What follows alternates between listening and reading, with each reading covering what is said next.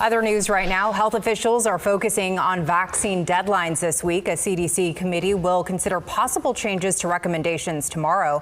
And now the state of California is considering distancing itself from the federal government's guidelines. The potential change in guidance comes as the recently fired CDC director warns those changes may not be based on science. We have team coverage for you of what you need to know. Ashley Zabala has the change in state vaccination guidelines. But we start with Jackie DeFusco live on Capitol Hill for us with a message from the former CDC director.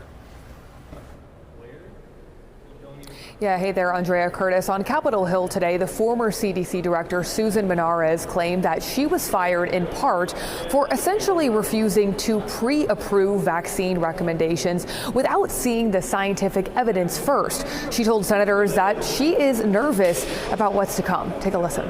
Based on what I observed during my tenure, there is a real risk that recommendations could be made restricting access to vaccines for children and others in need without rigorous scientific review.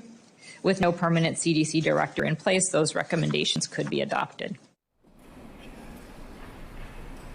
Health Secretary Robert F. Kennedy Jr. has denied that he ordered Menarez to rubber stamp vaccine recommendations. But the dispute comes as the CDC's influential advisory panel, whose members were recently replaced by Kennedy, is set to convene tomorrow to consider possible changes to guidance on COVID-19, chickenpox, and hepatitis B shots.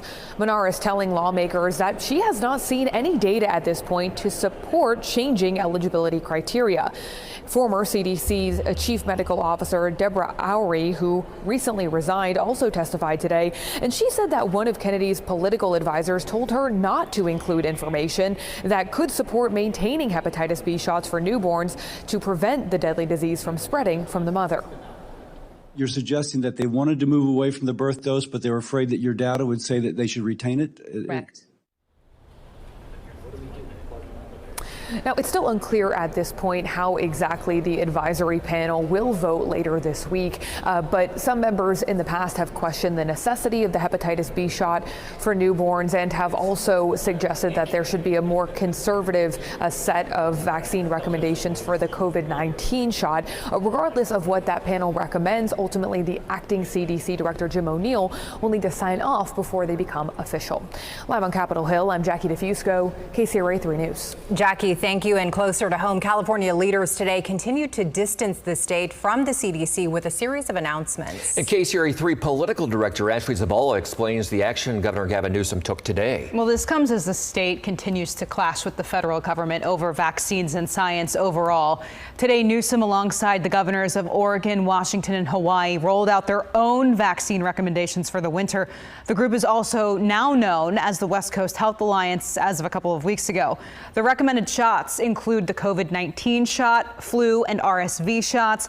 The governor today also signed a new state law that allows California to take vaccine recommendations from medical groups outside of the CDC. This comes after Robert F. Kennedy Jr. fired all 17 members of the Advisory Committee on Immunization Practices and replaced them with vaccine skeptics. The Trump administration loosened recommendations around the COVID-19 vaccine also. In a statement, the West Coast governors said, "Our states are united in putting science, safety, and transparency first and in protecting families with clear, credible vaccine guidance. The West Coast Health Alliance stands united in protecting public health and always putting safety before politics."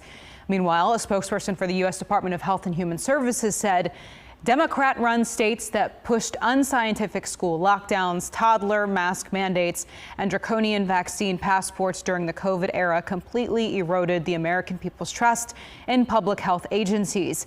ACIP remains the scientific body guiding immunization recommendations in this country, and HHS will ensure policy is based on rigorous evidence and gold standard science, not the failed politics of the pandemic, end quote.